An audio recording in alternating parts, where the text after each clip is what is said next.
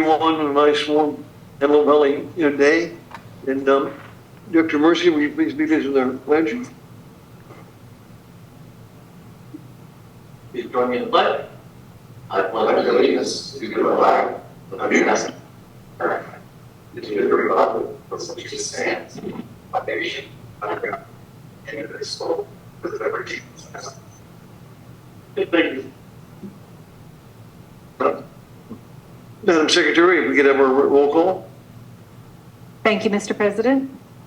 Division 7, Gary Van Dam. Clear. He can't participate. Thanks, Gary, because you're not posted. Division 6, Audrey Miller. Here. Division 5, Robert Harris. Here. Division 2, Keith Dias. Here. Division 1, Drew Mercy. Here. Division 3, Frank Donato. Here. Division 4, George Lane. Here. General Manager Knutson. Here. General Counsel Tilden Kim. Here. And Holly Hughes present. Yeah, thank you. That'll bring us on to item number 4, voluntary roll call. Those who may be listening in, we're always glad to hear from them who may be listening in. And so if you would, please identify yourself. We'd like to hear from you. Jeff Adler. Mr. Dino, Palmdale Water District. Yeah, welcome. White Fence 3, Jack Cephas. Good morning. Good afternoon. Good afternoon. Jeff Adler, Automation Services. Yeah, welcome. Okay, if there's no further, we'll move on to item number 5, public comments. Anybody would like to address an item that's not on the board agenda, now's the time to do so. Otherwise, when the item comes up, other items come up to discuss, you're welcome at that time.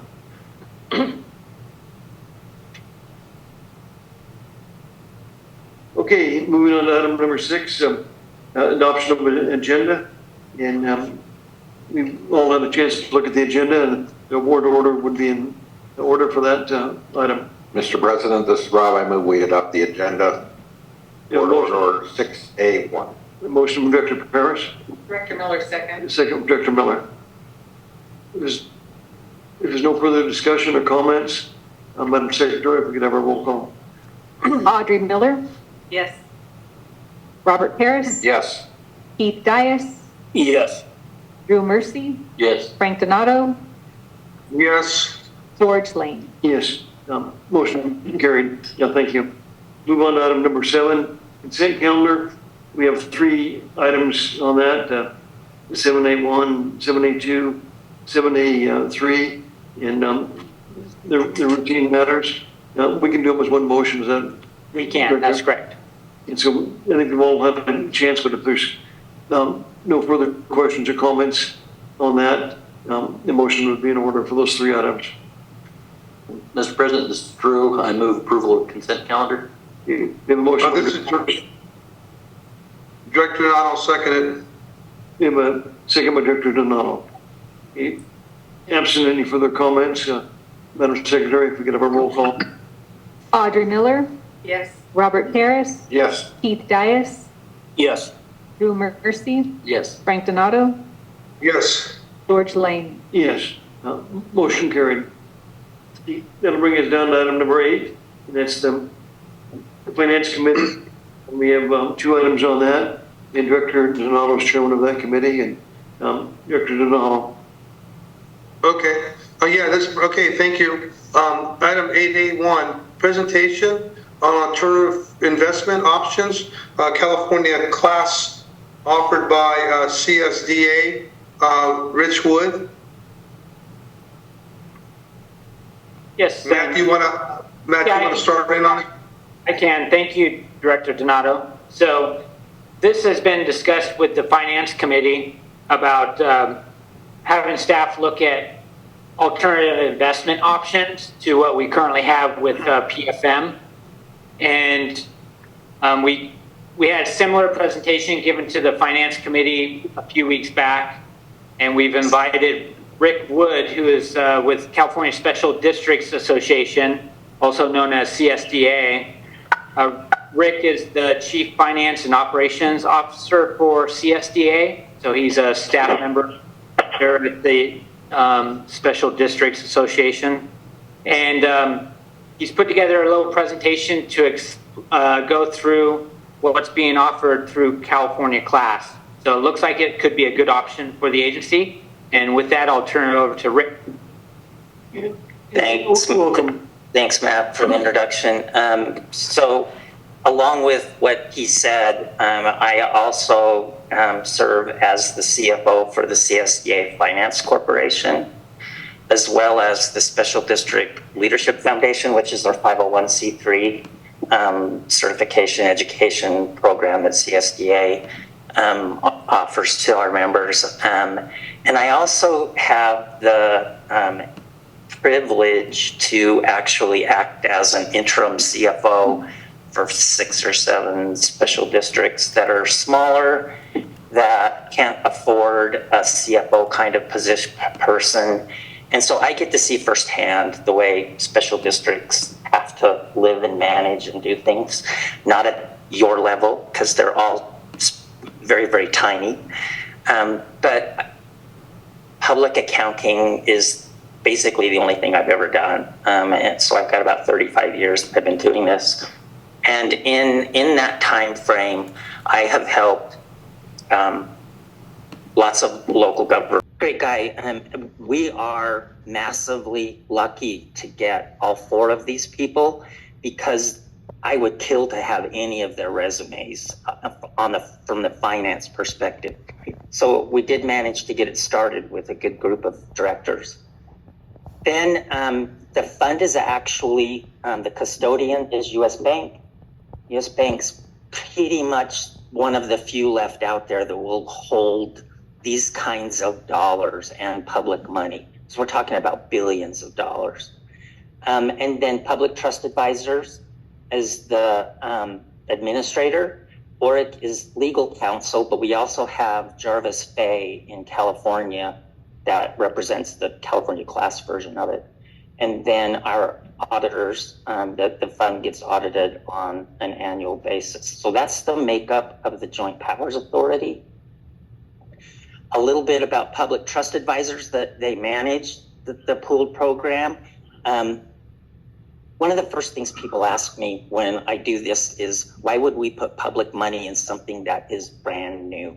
Well, first off, Public Trust Advisors have been doing this for over 30 years and investing public money for that length of time. And they've been doing it in California for decades. The only thing that's new is that we put together this Joint Powers Authority to make it a simplified option for our members and special districts to be able to invest with the big boys. And they invest over $80 billion in public money. And you can see from the map all the different places where they have public pooled programs. So it's pretty much nationwide. There's 2 things, and this is where I get too technical sometimes. So your phone, but I go to the California Government Code 53600 and all of its subsections is what tells us what we can and cannot do with public money. But there's also another document, and that is your own internal investment policy. You can make your internal investment policy tighter than California Government Code 53600, but not broader than.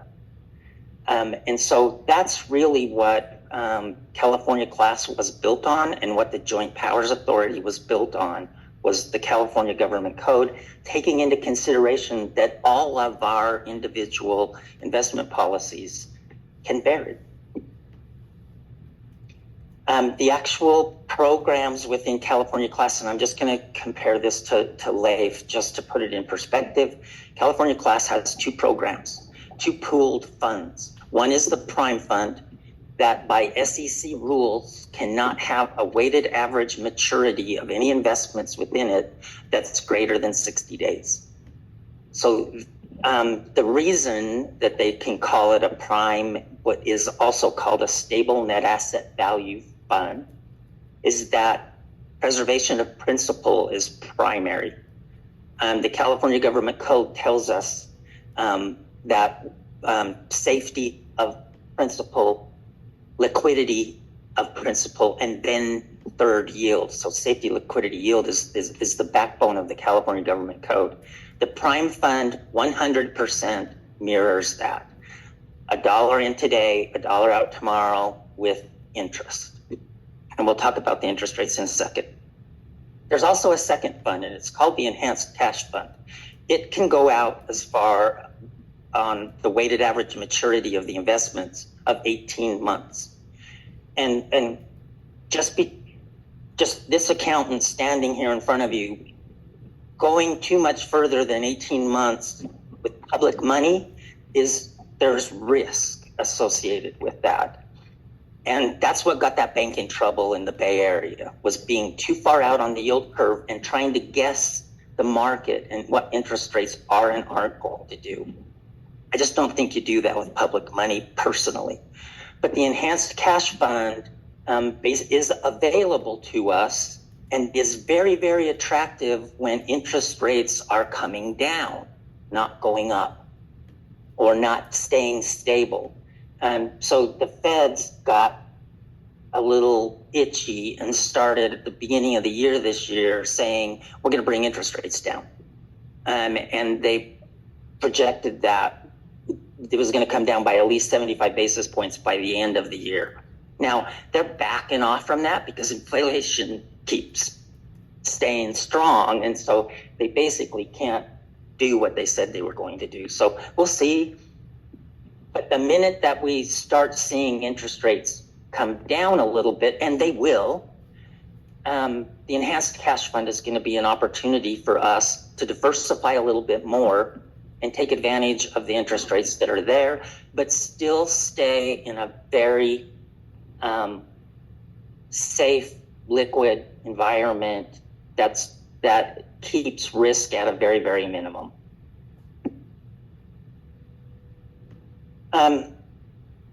California class, unlike LAIF, there's no minimum there's no maximum transactions you can have in a month. There's no minimum balance that you can put in there. There's no fees for ACH and wires and annual fees and all that kind of stuff.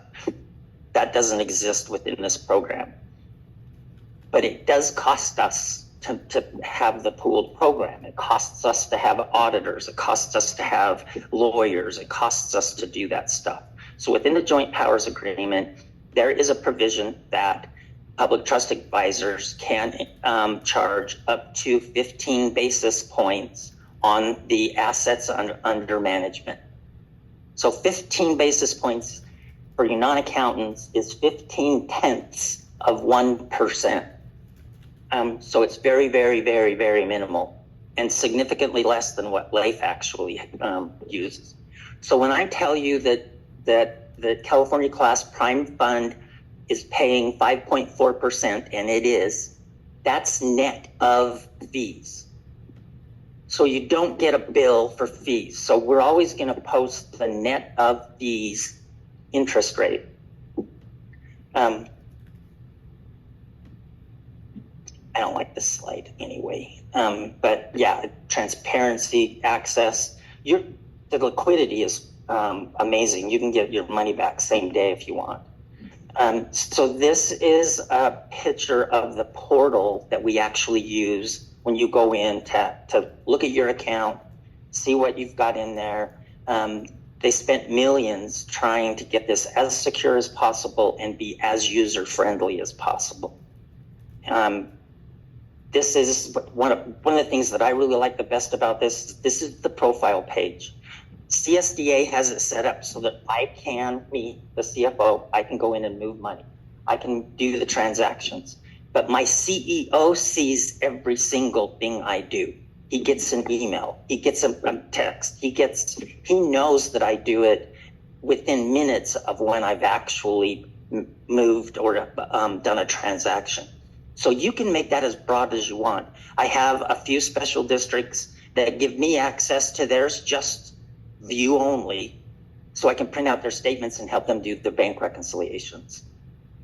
So you can make that, I love that you can make this as broad and as transparent as you want. I wouldn't put too many signers on it though, by the way. This is where you actually do the transactions within the portal. This is the only program in the country that allow you to move money by ACH and not just wire. And the beauty of that is that if you're a halfway decent accountant, you can manage cash flow on an overnight basis, which is what ACH is. Wire transactions, you can get same day, put in your request in the morning, the money's in your bank account that afternoon. The only problem with that is a lot of banks charge, fees for wire transactions, which they typically don't for the ACH. So your money's same day liquid in the Prime Fund, overnight liquid in the Enhanced Cash Fund.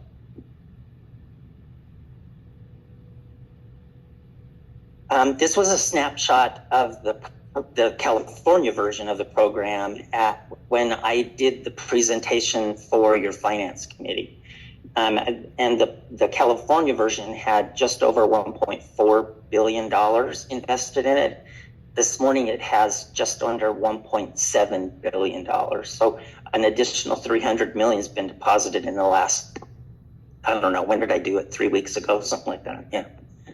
Yeah. So that's how fast this thing is growing within the city and special district community.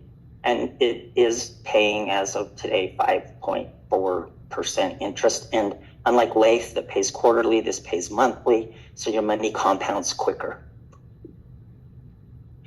And I skipped through it a little bit too quick. One of the things that I really, really like about this is that we can have as many sub-accounts as we want.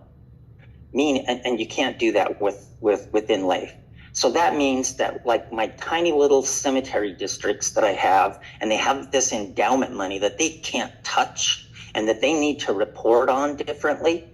They can have a sub-account, have it be their endowment account. It kicks out its own statement. It earns the same interest as the total program does. So you can have as many of those as you want. And a lot of good special districts have a really strong reserve policy. And that's where we can actually bust it up by the different types of reserves based on that reserve policy. And you actually can see a statement on each of those individual funds. So pretty cool that we can do that. This is a snapshot of a point in time when I did this before. It was paying 5.395%, and LAIF was at 4.35, so a full percentage interest higher that's on California Class. And it's got this fun little calculator on the front page of the website that you can go in and just play with. You don't even have to have a fund open. And you can say, if I had put this much money in there on this date, how much interest would I have earned? And it'll calculate it for you right there on the front page of the website, I did this for a fire district one time, and they had about $5 million that they wanted to invest that was just sitting in the bank. And we did this little calculation in front of them at their board meeting. And the chief, just ducked his head, goes, "Oh my God, that's a fire truck." So it's real money. This is what it's actually invested in. And you guys have this presentation, correct? So yeah. Okay, good.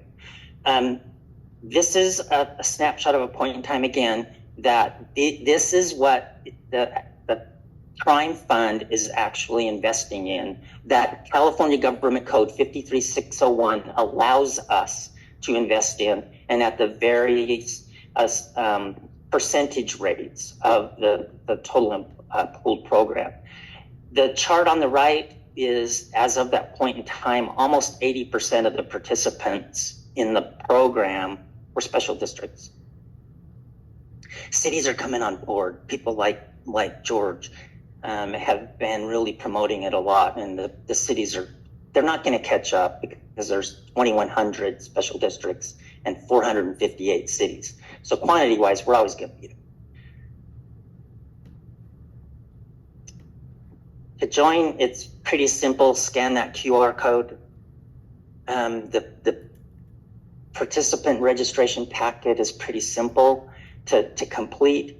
The security process is very rigorous. It will take a few days to actually get it into place because they're going to want to verify that it really is a special district, that it really is you, that your bank account that you set up with them, they're going to test it and make sure that they can move back and forth and that nobody outside of who you set it up with can actually do any of the transactions. I'm happy to answer any questions. I had a question. In California, public trust advisors, is that an umbrella association? You said they do business in multiple states? Yeah, they're based out of Colorado, out of Denver, Colorado. That's where they started, and they opened up their very first pooled program like this. I think a couple of them actually came from PFM 20 or 30 years ago and created their own investment program that they focused on public money. So they are a corporation registered in Denver, Colorado, but the only thing they do is invest public money. So how does California class, how does that fit into the advisors? So that we created a public agency. So California class is a joint powers authority. The joint powers authority, the board of directors hired public trust advisors under contract to be the fund administrator and the investment advisor. Now the board can fire them and get somebody else if they want. I think that'd be crazy, but yeah, they're a contract to the joint powers authority. So they're not in charge. The California class board of directors are in charge. And another, question. The public agencies can invest in, it's fairly restrictive. So why would California class be paying a percentage over what Life pays? I mean, I would think both of them would be very similar investments. They are very similar investments. The problem, and maybe I shouldn't say it that way, because I use LAIF as a diversification tool. I have a good banking relationship. I use LAIF and I use California class. And I use that tool at all of the special districts that I work at. So I don't want to make it sound one bit like I don't like and don't use LAIF, because I think it's a great tool to be in your portfolio. But LAIF has a different investment model than this LGIP. They're 300 days out on the yield curve, and they just live there regardless of the interest rate environment. So they are not a prime style fund. They are an enhanced cash fund. They have never not met redemption. What do you mean by that? Enhanced cash fund? If enhanced cash fund means that there's risk, you could have unrealized losses. So if interest rates, you have your fund, interest rates go up today, it's not going to be as valuable in an enhanced cash fund like LAIF. You're going to lose a little bit. I hate saying it that way, because you're not going to lose any money, because you're going to hold the investments until they actually mature. It's just, we have to, as public agencies, by government code, we have to mark to market at the end of every single month. And what happens is that as interest rates go up, it makes it look like we're going to have a loss, and so we have to realize that unrealized loss. So that's the difference between an enhanced cash fund and a prime style fund. Prime style, by SEC rules, has to be shorter than 60 days, meaning that there is virtually no risk associated with it. An enhanced cash fund is more than 60 days, there's risk.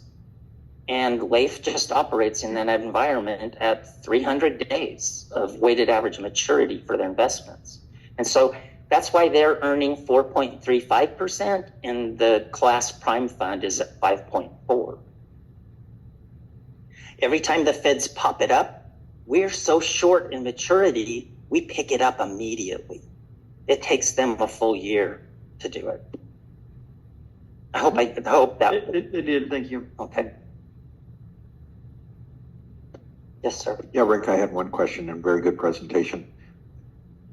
Can we put our general checking account into this fund so that where we pay our bills and get interest also?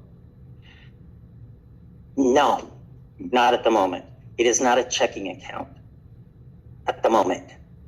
Are you working on that? Yeah. That would be very enticing. Yeah, I've been bugging them for 2 years now, and they're working very hard to get it ready and get it available. This is like a savings account that you attach to your bank, and you can draw from it daily, and you don't have to call your bank to do it. You just do it on that portal I just showed you, and you just pull what you need. And if you do it ACH, it hits your bank account the next morning. So I use it kind of like a savings account, and I stuff as much money as I possibly can in there. And then I draw it down for cash flow purposes as I need it. But no, you can't write checks out of it yet. But you think? Oh, I know. Within the next year, Because obviously, an agency like us, we will be writing $1 million checks throughout the month at times, and we're getting that much money coming into the account. It'd be nice that that account was getting a high rate of interest also. Yeah. One of the beauties of this LGIP is that there's no minimum balance, there's no maximum balance. You can put 50 million in today and take 50 million out tomorrow. A year ago, that would have been a problem. It's not any longer.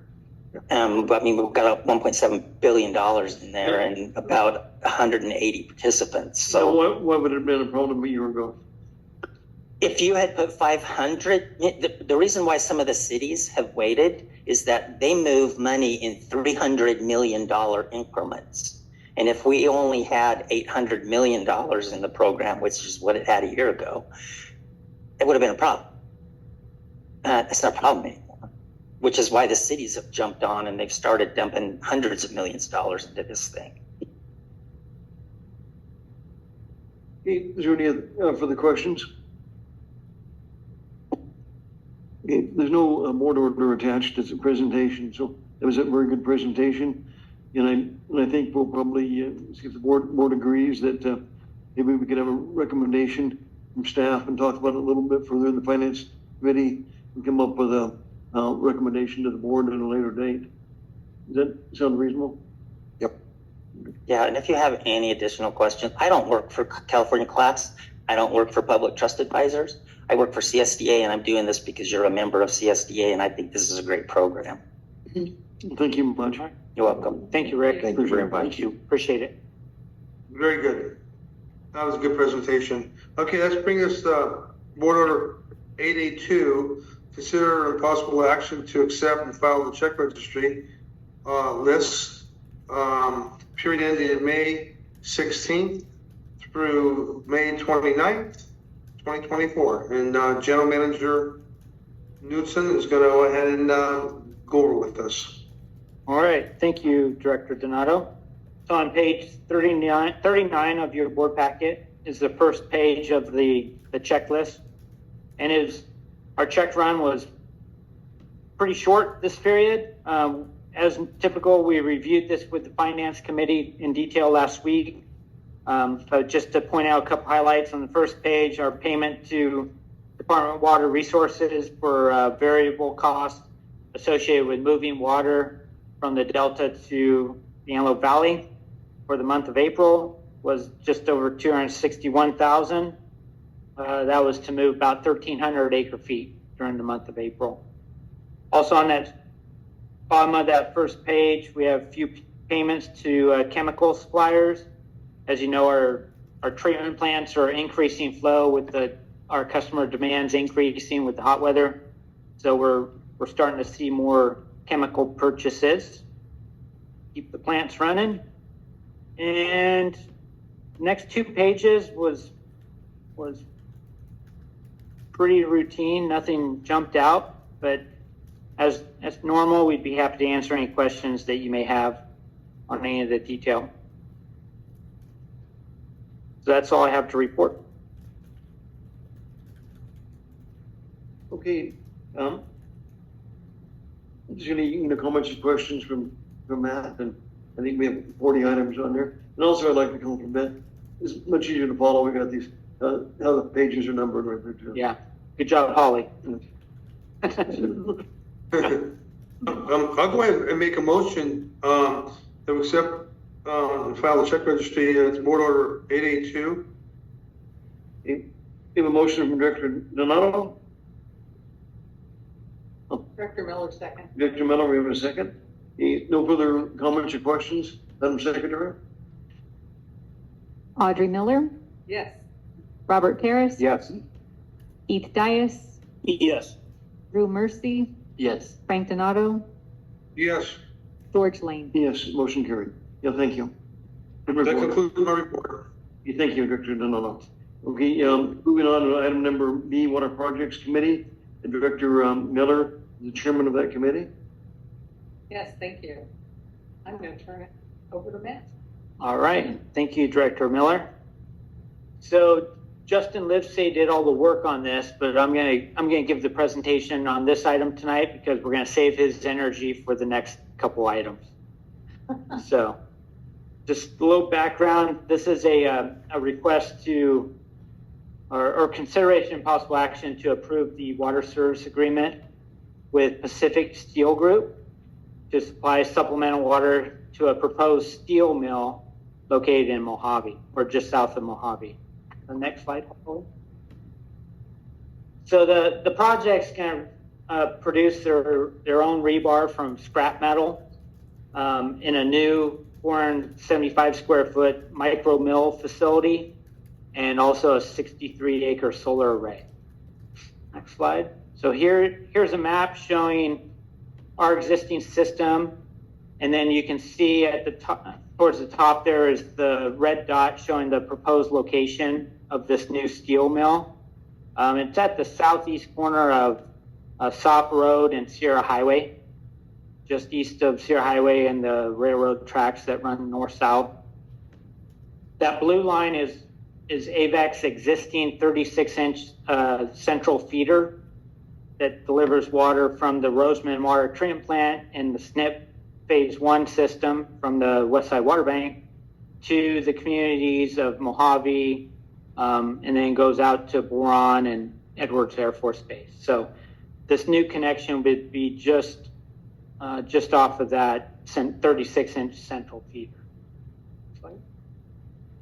So here's a rendering of that the Pacific Steel provided to us, showing what the new facility will look like. There you can see Sierra Highway is labeled, and then that road that goes off to the east, that's Sop Road.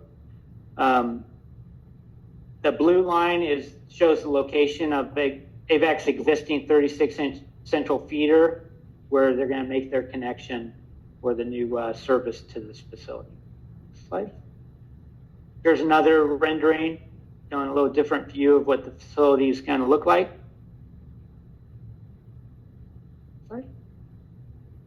So we captured this off the Pacific Steel Group's website, and gives a little background on PSG. So they're one of the largest subcontractors doing reinforcing steel in the U.S., and they do roughly $600 million in annual revenue nationwide. They have about 1,400 employees that serve the Western United States. They're all union members.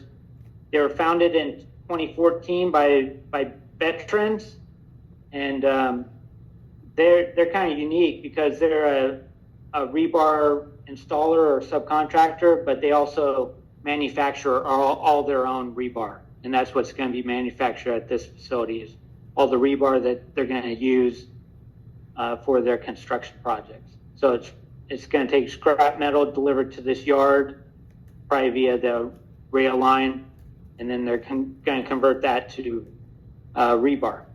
Next slide.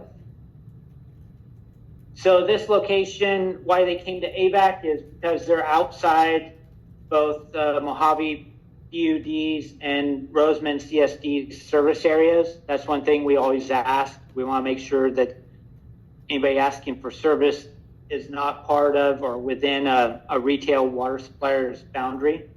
So they're clearly outside both those agencies' boundaries. They estimate demand up to about 1,300 acre feet per year, and max flow is about 1,000 GPM.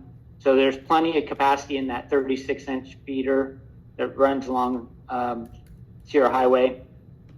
And it would be nice to add a little demand to our system up in that area. So they've gone through the process and submitted a deposit with the agency per our rules and regs to cover any staff and legal time associated with this. They plan to construct a new turnout off that 36-inch, and just so happens AVAC has an existing T. It's a 36 by 10-inch T in the right location. So they won't have to tap into the 36-inch line. They'll be able to utilize the existing 10-inch T, tie into that, install a new turnout within the public right-of-way of Kern County. And then from the meter connection, they'll own and operate the pipeline from that point out to their facilities. So they'll be responsible for working with the railroad and doing the bore underneath the railroad and own and operate that line. They received all the approvals from the Kern County Board of Supervisors, and Kern County also certified their EIR earlier this year in March. So they anticipate issuance of their permits later this year, September, October timeframe, and then they would commence construction. And they expect the total construction for the entire facility to take about 2 years to construct. So with that, we reviewed this in detail with the Water Projects Committee, and the applicant is agreeable to the terms and conditions in our water service agreement. And it is clear in that AVAC is a supplemental water supplier. So they're not relying on AVAC's connection for any fire flow protection that they need at that facility. It's strictly supplemental water for their processing. So with that, the committee and staff is recommending approval of the water service agreement with PSG. Happy to answer any questions you may have. In your board packet on page 43 is the staff report, and attached to that staff report is AVAC's standard water service agreement, which is boilerplate previously approved language. So we haven't changed anything in that. I mean, this request is pretty standard. I mean, it's just a little larger than some, but Yeah, exactly. we have the water to deliver. Yep. And they'll also be responsible for paying the applicable capacity fees for this new connection, which is just under $400,000. Okay, if there's no further questions or comments, we have a board order 8B, 1. This is Keith. I'll make a motion. We approve the water service agreement. We have a motion by Director Dias. This is Director Donato. I'll second. Okay, we have we have two. Here's your next week. A second by Director Donato. Now, if there's no further questions or comments, Madam Secretary, if we could have a roll call. Audrey Miller, Yes. Robert Paris, Yes. Keith Dias, Yes. Lou Mercy, Yes. Frank Donato, Yes. George Lane. Yes. Motion carried. Yeah, thank you. All right, thank you. Okay, that does that conclude your report? Yes. Okay. Thank you. We'll move on to item number C, Planning Committee, and Director Parrish is chairman of that committee. It's 2 items. Yes, Mr. President, this is what Justin has been saving up for, so I'll turn it over today. All right, thank you so much. Let me get settled here real quick. All right. Good evening, President Lane, members of the board. The planning committee met last Wednesday and went over this item in detail. I think we spent about 45 minutes on this item. I'm going to go a little bit quicker tonight. I know we had a nice presentation at the beginning of this meeting and got several items after this, but don't hesitate to stop me if I'm going too quick and ask any questions that you might have as we go through this item. So I thought it'd be helpful to start with a little bit of background because this project has been ongoing in the works for a few years now. So it all started kind of back in 2019 timeframe. We had our SCADA consultant, Jeff Adler, who's been with the agency for a long time, serving in that capacity. He's on the phone tonight as well. We envisioned this project to upgrade our existing SCADA system because what we have that's been installed and maintained by Jeff Adler over the years since kind of mid-90s is a proprietary system. Jeff's kind of the only person that can maintain it for us. And at some point in time, probably not too distant future, Jeff's going to want to retire. And at that point in time, we're going to be sort of stuck. So the board recognized that years ago and tasked staff with looking at options to upgrade that SCADA system. So in working together with Jeff, we identified the first step, which was to upgrade obsolete PLCs in our system.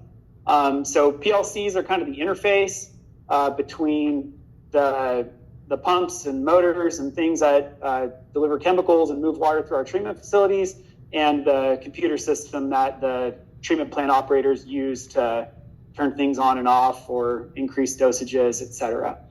And I'm sure it's much more eloquent than that, but Jeff, you can chime in if you want if I misspeak, but that's my best at this. Thanks, Jeff. So we started that back in 2019. We had some PLCs in our system that were not going to be compatible with some future SCADA system, whatever that may have been. And so we went through that process to upgrade all of those so that they would be compatible. Jeff completed that work in 2020, and we started planning for the next steps. So we identified that next process as to look at what SCADA software packages are out on the market that are widely available that may be suitable for Avek's needs, and began that evaluation. The board hired engineering group Black & Veatch to work together with automation services to look at those systems. Together, they evaluated 19 SCADA systems that are on the market, looked at how those would meet Avek's unique, at times, needs, and narrowed that down through a very thorough process. They worked to, look at what those systems are capable of, and then actually demoed a couple of those systems. So there was a ranking process, a scoring process. All of this was brought to the board back in 2023, and ultimately the board authorized the selection of a software called Ignition by a company known as Inductive Automation. So that was back in May of 2023. At that same time, the board authorized staff to issue requests for qualifications to search for the best fit in system integrators, so the team of engineers that are going to come to our treatment plants, do the programming work and design and implementation of the SCADA system at our treatment plants. So we worked through that process, again with Black & Veatch and Jeff Adler of Automation Services. We developed that RFQ for a competitive selection of the system integrators. 34 firms were solicited. 10 of those firms came up here to Avek, did a pre-proposal meeting and site visit, and 7 of those firms went on to submit statements of qualification proposals for the system integrator work. So this is all kind of background. We have talked about this with the board and the committee previously, and it brings us to today, which is, I've highlighted it in green here, which is the selection of a system integrator. I've got a few more slides on this, but looking out into the future, should the board agree with the committee's recommendation tonight, we would move into implementation at our first facility, which is going to be the Eastside Water Treatment Plant and Eastside Water Bank. It's a good representative facility. It's a good size facility, and it also has both the water treatment plant aspects as well as our well-filled water banking and recovery things. So it's a good kind of representative site that kind of captures everything that Avek does. Then we'll bring back to the board in the future task orders to then roll out this SCADA system to all of our other facilities. So that's kind of looking out onto the horizon of what we plan to do. But diving back into the RFQ that we're going to discuss in a little bit more detail tonight, we kind of talked through the first bullet point, but it was a competitive process where we issued a request for qualifications.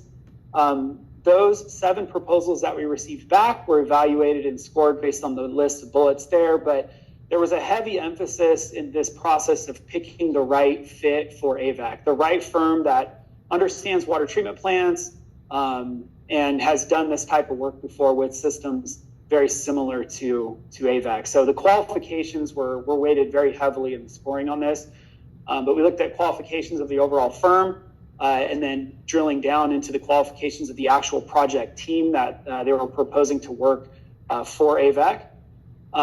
Their project experience, their approach for our project, and then finally the rate schedule.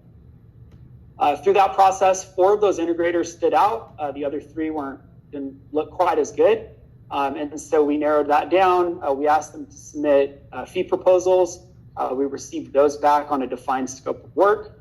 And so the last time we were here in front of the board on this item, we asked for your support to shortlist those 4 integrators down to 2. And those 2 integrators that we were proposing were APCO, Advanced Process Control and Optimization. So that's APCO, and Vertec. So that gets us up to speed with what we've discussed with the board and the committee so far. And then we'll move into kind of why we're here tonight. But please, again, stop me if there are any questions. So through the RFQ process, I mentioned that we received 7 proposals. Those were scored on the basis of the bullet points shown on the previous slide. APCO and Vertec were the highest and second highest scorers in that on the qualification-based proposals. Then we solicited a fee proposal from them on defined scope of work. They were the lowest and second lowest when it came to fee as well, out of the 4 that proposed on that portion of it. And so when we were at the board last time, we asked if we could move those 2 forward to an interview and due diligence process.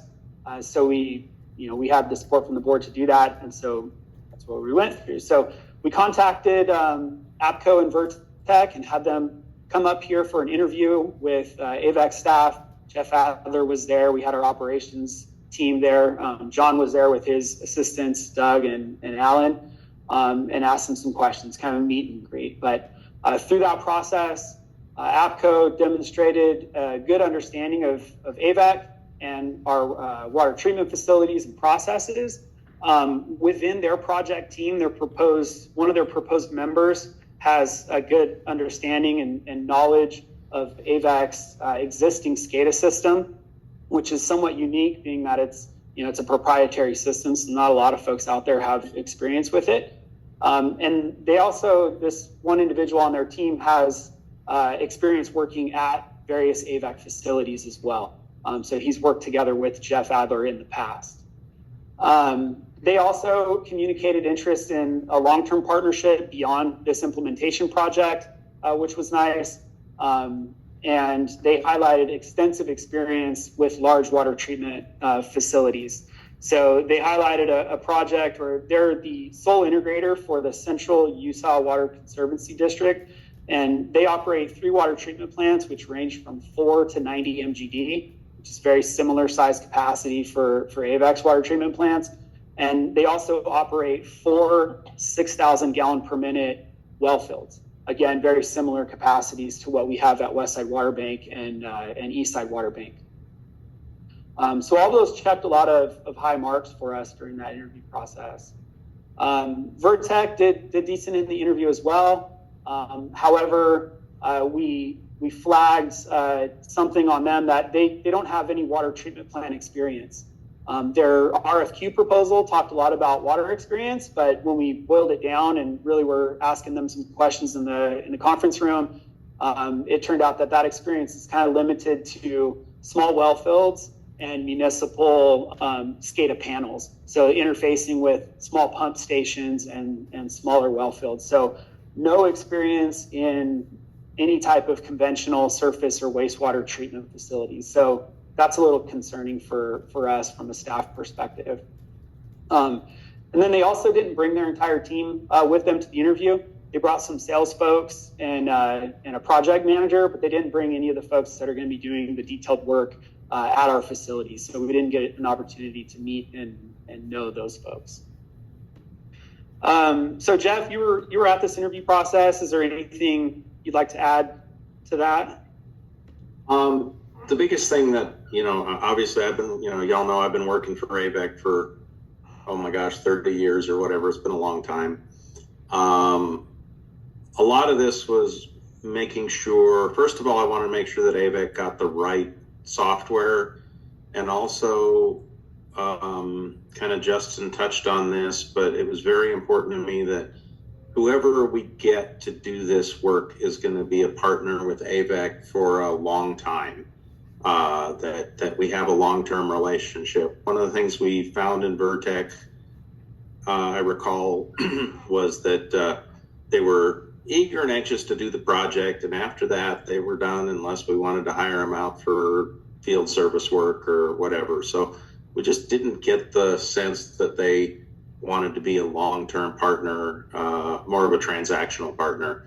Whereas with APCO, they were definitely committed to making long-term relationship with Avek. And that was really big with staff, with me and with staff.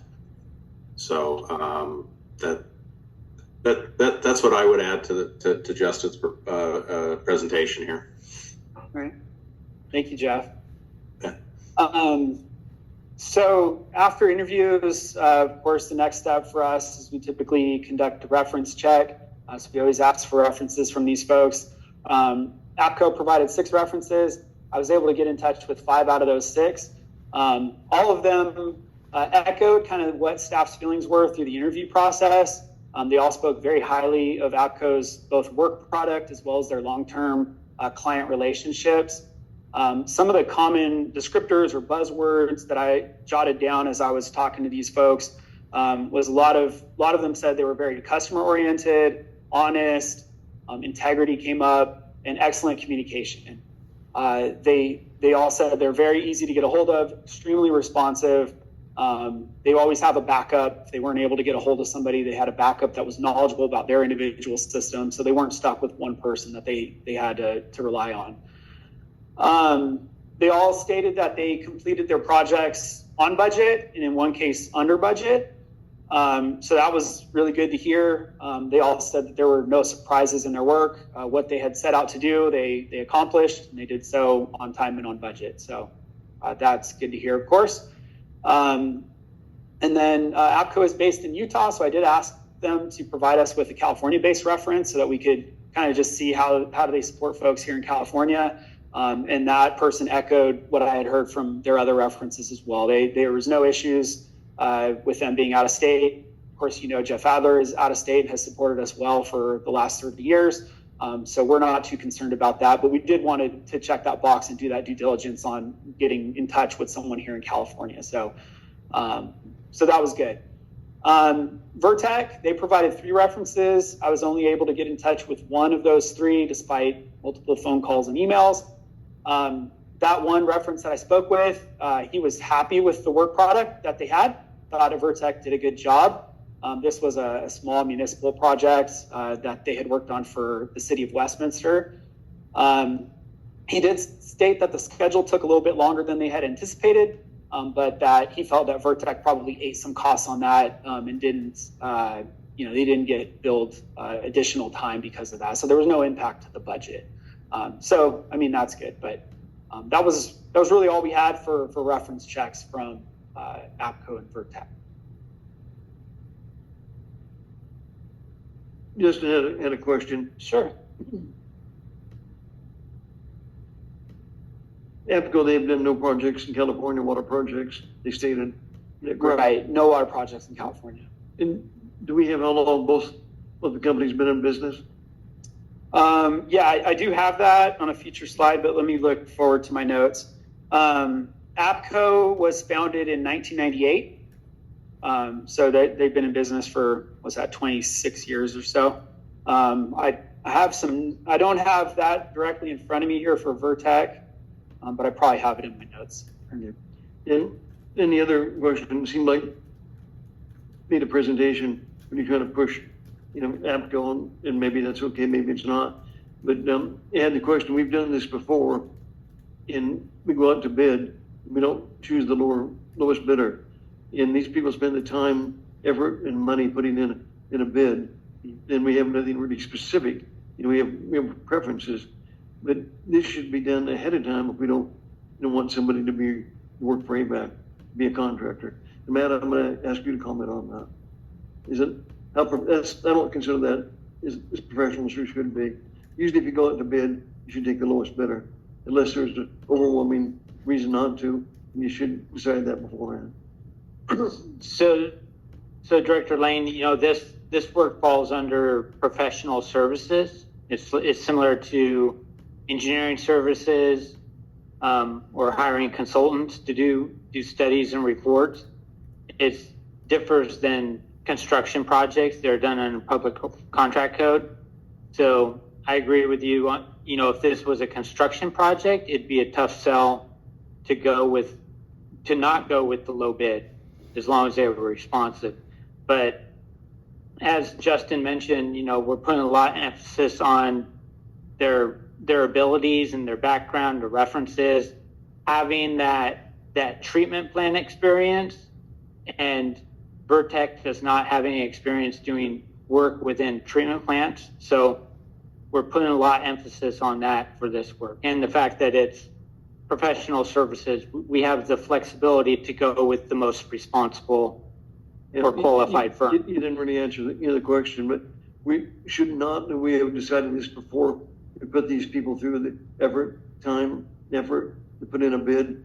This company was not going to be acceptable. Not wait until they've done everything and in good faith they put in a bid. And we've done this before, right there. And so I could just add, it shouldn't be at this point. There may be professional services, but it's not too much different than a contract, and they have to provide something specific. Not too much different than a contractor would. But still, why wouldn't we do this ahead of time and not wait to the last thing to tell them, no, your low bid is not going to be accepted? And Justin can correct me here if I get this wrong, but we didn't find out about Vertec's lack of experience within water treatment plants until we got to this point. Before that, we didn't know that detail. So we asked them to propose based on information that they previously submitted that looked like they had the experience that we were looking for. And we didn't find out about no treatment plant experience until they submitted their proposal. Is that correct? Yeah, that's right. Yeah. And APCO has not done a water project in California, is that correct? That's correct. Yeah. But they've done them in other locations. Yeah, quite a few very large water treatment facilities in Utah. Okay, thank you. Yeah. Yeah, so, Director Lane, you kind of saw where we were going with this, but took a long time to get there. Yeah, so staff and Jeff Adler, we confidently recommend, we did so to the committee as well, choosing APCO as the SCADA system integrator. And this is, like Matt said, strongly on the basis of qualifications, their interview, their reference checks, and their fee. They were the second lowest fee through this process, so it's not like we're going out of the ballpark here with our recommendation. But kind of diving into that a little bit more, you can see the table on the screen here, and their fee has been broken down into 3 categories. So there's 2 tasks that are related to the design, kind of the setup of the SCADA system, which we really think is going to be, sets everything up for the long haul. So going forward, we can replicate these. Once a well system is designed, you can kind of copy paste that as we go forward into other facilities. Same thing to some extent for our treatment plant facilities, pump stations, et cetera. So they've got a heavy emphasis on that upfront work. We think their fee is pretty conservative when it comes to that. And then the long-term implementation cost, the actual implementation at Eastside Water Treatment Plant, Eastside Water Bank, it's about $60,000 less than Vertec. We think that's the cost that's going to be replicated as we roll this out. So as we go forward under future task orders, that'll be brought to the committee and the board for Quartzo Water Treatment Plant, Roseman Water Treatment Plant, Westside Water Bank, Bench Ranch, other facilities, that lower cost is the one that's going to multiply out. So we do think that although this initial cost is a little bit higher here with APCO, we think that fee is conservative, and we think that as this rolls out in the long haul, we will end up with a cheaper and better product by going with APCO in the long term. Well, staff has, hopefully make the right, decision, but we shouldn't continue to do this. We have done it in the past. So if people go out to bid, make sure they're qualified. Mm-hmm. If I can add a little bit more to this, if with the board's permission, I want to say 15, 20 years ago, we went out for a specific bid for SCADA systems and found, and it did not turn out well to just specify that we want a supplier to deliver a SCADA system that meets this and this and that. That was ProUsys was contracted to do it. They set up systems at all of our plants that turned out to be not as good and robust, and it turned out not to be the best fit. And one of the things we kind of derived out of that was if all we did was present a spec and go with the low bidder, we weren't sure we were getting the right fit for Avek. They struggled a lot trying to do what we needed for treating plants. Their knowledge, their in-depth knowledge of putting together systems that are going to work well for us didn't, like I said, it didn't turn out well. We ended up going back kind of with a hybrid system. So part of the approach we took this time was to give general ideas of what we wanted, solicit, once we got down to our shorter list, solicit prices, not so much to nail somebody down to what they were going to do, but to get a feel for where they were landing. And we put a lot of emphasis on the review process. My concern for Avek, being having worked for Avek for as long as I have, is to make sure that whatever system that we end up with is going to be really good for a long time, and it's going to fit Avek's needs. And so when we did solicit for pricing, it was kind of it was a fairly, I don't even want to say, Justin, you can probably help me with this a little bit. We gave them guidelines and said, if you were going to build a system this way, what do you think it would cost? I think we've had enough discussion on this. Okay. One thing about it, we'll never know. But Yeah. All right. Let's continue, Justin. Okay, sounds good. Thanks, Chuck. We're right here at the tail end. So with APCO being, the highest scoring in the RFQ process, right there on the fee. Just talking a little bit more about fee here. We had included $3 million in total in our financial plan, water rate calculations, and budget for the procurement and installation of the new SCADA software across all of our treatment plants. And so with this initial cost that we're seeing here, and the estimated software package cost about $150,000, we're very confident that we're going to remain within that budgeted amount that's been built into our capital plan and our financial plan going forward. So we feel very good about this recommendation. Talked about it in detail with the committee. The committee supported this as well. Just a little bit more about APCO. We touched on this a little bit, but they are based in Utah, founded in 1998. We've got an annual revenue of about $7 million, 42 employees. 60% of their business is in water and wastewater. 40% is made up through other industries. Be happy to answer any questions. We've had a good discussion here tonight. But the recommendation from the planning committee as staff is that the board would authorize a contract with APCO for our integration project for task order 1, which is Eastside Water Treatment Plant, Eastside Water Bank, in the not to exceed amount of $454,226. Mr. President, I had a few questions, and if you'll go back to, I think, 2 slides ago where you showed, and I know you highlighted this, but something that was really important to the committee, Mr. President, and the rest of the board is the implementation differences and charges. And I know Justin has gone over that, but that was very important to our committee, that it appears that in the future bids with the implementation charge a lot less expensive for APCO versus Vertec, that we're going to get some savings from that. Also, obviously, Jeff Adler's recommendation, who's been with us for so long, was very important to the committee, and we thank Jeff for the hard work he's done over the years and the work he did on this committee, or on this project, and to help the committee reach a recommendation that they did. And finally, I think what Justin said, the fact that APCO has a lot more experience with water plants and what we want them for, that was hugely important.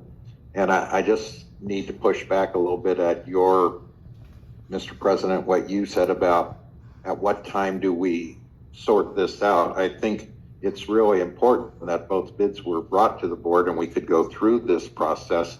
So even though we're not going with the lower bid, we have very good reasons why we're not, and we saw 2 bids come forward. So I think that's very important. So those are my comments. The committee did recommend unanimously that we support the APCO bid.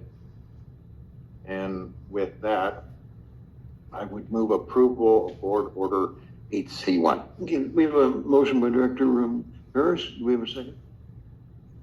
I'll move. We have a second by Director Miller. Is there any further comments or discussion? Madam Secretary, we get a roll call. Audrey Miller, Robert Paris, Yes. Keith Dias, Yes.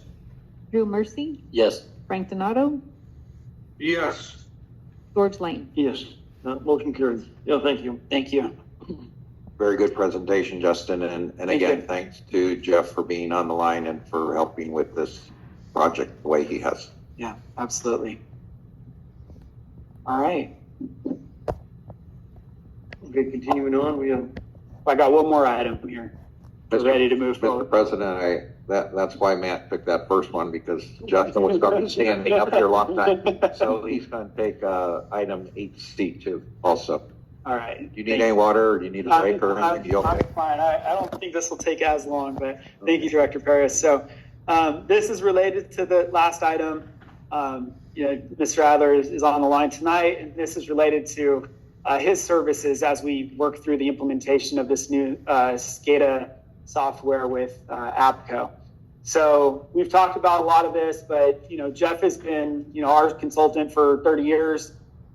So as such, he's got a wealth of knowledge about our system, the trust of Avek's team here. And so this contract would be for Jeff to serve as our representative during the design and implementation phases of the system integration project. So under that role, he'll attend project meetings, answer technical questions about our system, provide input, review design deliverables, et cetera.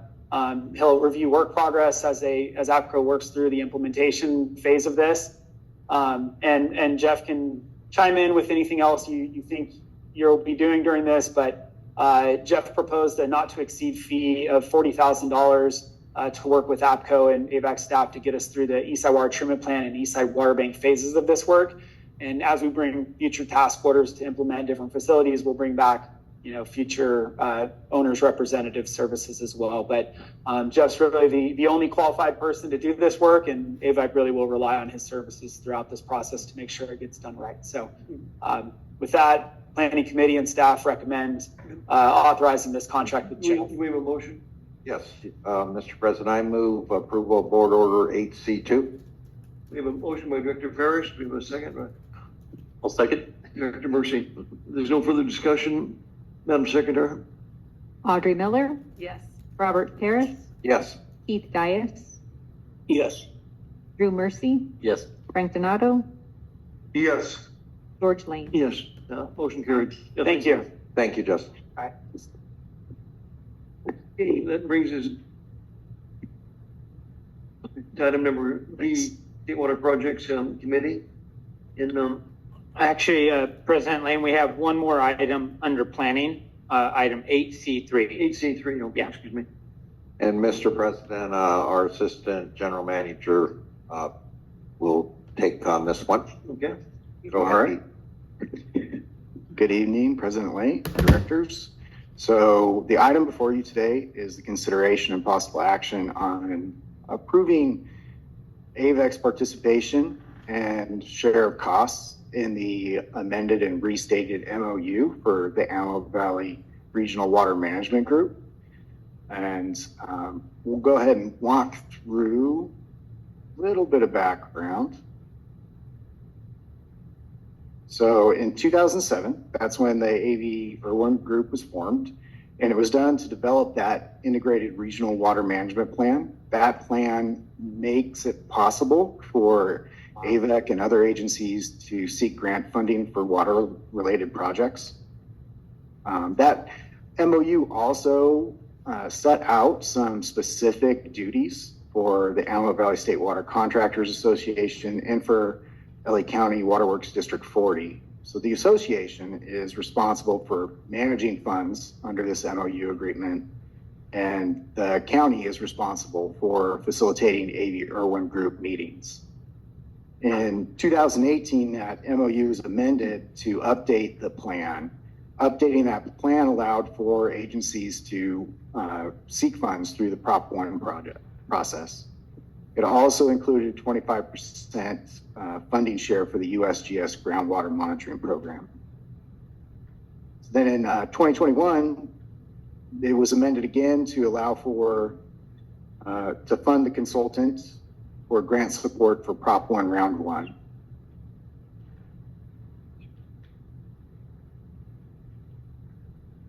And also had funding of 25% for the USGS monitoring program.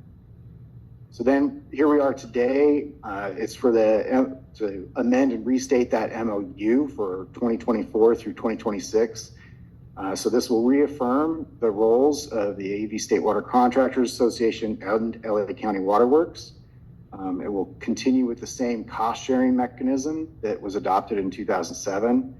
And it will also cover 25% of the USGS program and also consultant and grant support for the AV Irwin meetings. So this will help with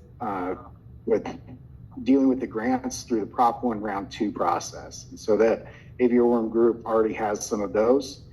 And the total cost to all the agencies for support through 2026 is going to be $110,000, and AVEC's share of that is $16,923. So just so the board is aware, and probably are, we have a Prop 1 grant that was awarded to us through this process for a little over $6 million for the SNP Phase 2 project. So continuing to support the MOU will continue to support the work going on through Prop 1 that is allowing us to tap into those funds. And That's been money well spent. Mr. President, I move approval of Board Order 8C3. We have a motion by Director Parrish, 8C3. Director Miller, second. Director Miller, second. There's no further discussion or comments. Madam Secretary? Audrey Miller, Yes. Robert Harris, Yes. Keith Dias, Yes. Drew Mercy, Yes. Frank Donato, Yes. George Lane. Yes. Motion carried. Yeah, thank you. Is it, possible, Peter, to maybe have a presentation? Years ago, we used to have presentations about that, what we're funding that study. okay, with Prop 1 and Prop Round 1 and 2? With the USGS. Oh, with USGS, yes. We can definitely do that. Yeah, they used to be very interesting. We had them for a number of years, but it's been quite a while. Okay, thank you. Now moving on to item number D, State Water Projects. Committee. And Matt, do you want to take that? I do want to, but I'm going to pass it on to Peter. Okay. Yeah. You're smart. Peter knows about this. Peter has to ask for all the funds or the dollars. All right. Well, thank you, Matt. You're welcome. So we met with the State Water Project committee members to discuss the state water contractor dues that we would be charged if we want to continue with the State Water Contractors Association. So those dues for 2024 through 2025 would be $375,066. Move the slide along there. Apologize. You can see that highlighted in yellow. I know it's small font there, but it does show all of the contractors that are participating in the contractor group and their contributions. So Avek is third on that list in terms of total contribution, but we are a distant third to Metropolitan Water District and Kern County that make up close to 3/4 of the dues. And I'll move on here. So just taking a look, I thought it'd be helpful to review what Avek has paid in the past for their dues. So far, it's been very flat if you look over the last 4 years. So starting in 2021, we were at $365,000 was the initial ask. And then all the way out to the 2024-25 dues, we're at $375,000. One thing I'd like to note is that when the state water contractors comes in under budget, they provide a credit back, and those credits are there in red. Just a special note is that the one for 2024-25 is estimated. So we don't have that yet in writing, but that's what I've been told we would receive. Happy to answer any questions you might have there on this graph. Is there any questions or comments from the board? Or... Well, I'll make a comment that it's nice to have a credit. Yeah, that's good. Thank you very much. All right. Do So- we need to move on this item? That would be in order. We're ready for it. Yeah. Okay. I'll go ahead since I'm on the committee. To move on agenda item 8B1, consideration and possible action on Avek's dues towards the State Water Contractors Association for the fiscal year 24-25. Budget in the not to exceed amount of $375,066. Okay, thank you. Motion by Director Miller. Do we have a second?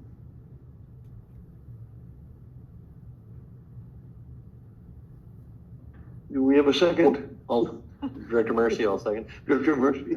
Okay, we have a motion and a second. Thank you, Madam Secretary. Audrey Miller, Yes. Robert Paris, Yes. Keith Dias, Yes. Drew Mercy, Yes. Frank Donato, Yes. George Lane. Yes, motion carried. Thank you. Okay, that brings down item number 9, General Manager's report. Matt? Yep. Good evening. Got just a couple slides here. Upcoming events and schedule. We have the Antelope Valley State Water Contractor Association meeting scheduled for this Thursday at 6 p.m. here at Avek. The Antelope Valley Water Master Advisory Committee next Wednesday at 10 a.m. And then a couple weeks out, we have the Water Master meeting on Wednesday, June 26th at 10 a.m. At the next board meeting on June 25th, we'll review what's going to be discussed at the Water Master meeting the following day. So we'll have that next meeting. And then the Independence Day is coming up on July 4th, obviously. Next slide. So a little bit about the current flows that we're seeing at the AVAC facilities. Up the top left, you can see our conventional water treatment plant flows. Port Sill is still holding about 30 MGD. It is creeping up a little bit. We'll probably see that rise as we head deeper into summer. Roseman is offline. We're supplying that through the SNP system. Eastside Water Treatment Plant is flowing at 3 million gallons per day. And Acton is being supplied by Palmdale Water District at 0.65 million gallons per day. Down below that, you can see our recovery of stored facilities. We are supplying the north feeder from the Westside Water Bank, so flowing about 5.1 million gallons per day to the north feeder. And then also the Westside Water Bank is supplying LA County Waterworks at 80th and H about 1.2 million gallons per day. Eastside Water Bank recovery system, Bench Ranch, and the ag wells are all offline because we have plenty of surface water to treat. Top right, we have our groundwater recharge facilities. We're flowing at Westside Water Bank. We're delivering AVAC's Table A water to the Westside Water Bank, about 52 acre feet per day. East side, about 5 acre feet per day. City of Palmdale is delivering their city allocation to the upper Amargosa Creek per our agreement at about 5.8 acre feet per day. And then we are also recharging at High Desert Water Bank. We're delivering Metropolitan's Table A water there. It's now at a modest 54 acre feet per day, but we're going to see that increase in the coming weeks as more recharge basins come online as contractor gets wrapped up there. We're going to, just a reminder, since we're on the High Desert Water Bank, next Monday, we're going to have a special board meeting where we're going to just focus on the High Desert Water Bank. So we have a few action items to consider. We've invited a representative from Metropolitan to come to that meeting so the board can hear firsthand from them how they feel the project's going. And we're going to just talk in depth about what's coming up related to the High Desert Water Bank. So that should be a good special meeting. Down below at the bottom right, got a few different notes. I've covered most of these in the prior discussion. So that's all I have on the AVEC facilities and current flows, unless you have any questions. If not, I'll turn this last slide over to Peter Thompson. He's going to talk about the recently released DWR 2023 Delivery Capability Report. All right, thank you, Matt. So we also reviewed this briefly with the State Water Project Committee. Just every 2 years, DWR is required to come out with a report giving the contractors an idea of what the average yield of the project will be. And that is really important for all the water agencies because that is utilized in their urban water management plans for projecting forecasted availability of water supplies. So the 2023 report was a little different from past reports.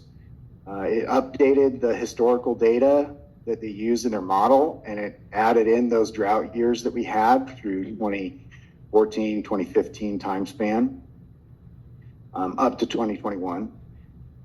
It had, at the request of several state water contractor agencies, it had some climate analysis added into it to project out some estimates of what we might see as average yields out at 2043. And so the key takeaways from that is, as pretty much every single report that we received since 2005, we've seen a decline. It's not a great decline, but based on current conditions, DWR estimates that the average yield from the project is 55%, 55% allocation. They see trends towards wetter wets and drier dries. So in their analysis, it showed fewer mid years, kind of like what we're having right now at a 40%, and more extremes of 20% lower or 60% higher. And then their estimate based on their climate analysis was that 2043, there was a 50% chance that the project's average yield could fall in the range of 43 to 48% allocations. So that's just an update on that report that they came out with. And some of that information will be utilized within the next urban water management plan that Avek puts together. happy to answer any questions you might have. Mr. President, I had a question. On the 2043 average, does that assume that there will be the tunnel by then or not? No, there's no tunnel analysis in this report. That's just project as is, right? My question. Thank Yeah. you. Good question. Is there any other comments or questions? Yeah, I have a comment regarding the 2043. I guarantee that somebody will be spending the money for the tunnel in 2043, and we still don't have one. Probably right. Okay. Well, Frank, you won't have to worry about it. I'm taking my Geritol. I think it's going to work. Okay, thank you. And that's all we have for the GM report. Okay, yeah, thank you much. Moving on to director's reports. Okay, item numbers. Say, Yeah, Drew? I've been here a year now and appreciate the opportunity to work with all of you. It doesn't seem like a year. Yeah. Happy anniversary. Wow, that was my. Okay, yes. Okay, moving on to attorney's reports. And nothing to report. Okay. Request for future agenda items. Okay, we are in need of a closed session. Yeah, it should regarding- be fairly quick. Regarding legal action with CB Yep. community, so the motion would be in order. Mr. President, I move we go to closed session. Dr. Paris, motion? Mercy second. Mercy, second. Okay. Madam Secretary, if we could have a roll call. Audrey Miller, Yes. Robert Paris, Yes. Keith Dias, Yes. Drew Mercy, Yes. Frank Donato, Yes. George Lane. Yes. Okay, we'll take a short break, 5-minute break.